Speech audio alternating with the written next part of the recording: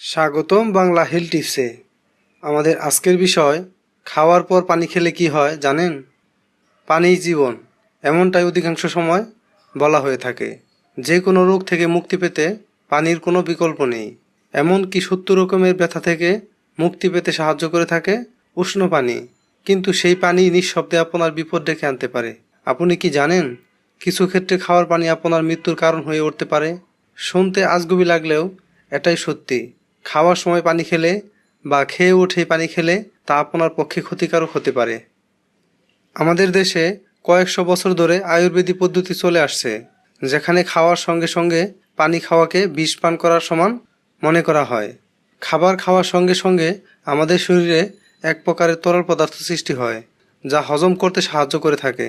খাওয়ার পর সঙ্গে সঙ্গে পানি খেলে তরল পদার্থটি তৈরি হওয়া বন্ধ হয়ে যায়। এর জেরে বদহজম, অ্যাসিডিটির সমস্যা দেখা দেয়। তাই চেষ্টা করবেন খাবার খাওয়ার আধ ঘন্টা থেকে 1 ঘন্টা পর্যন্ত পানি না খাওয়া। যদি আমার এই ভিডিওটি আপনার ভালো লেগে থাকে, তাহলে ভিডিওর নিচে লাইক দিবেন, কমেন্ট করবেন এবং ভিডিওটি শেয়ার করে সবাইকে জানার সুযোগ করে দিন। এবং স্বাস্থ্য বিষয়ক আপডেট পেতে চ্যানেলটি সাবস্ক্রাইব করে রাখুন। ধন্যবাদ।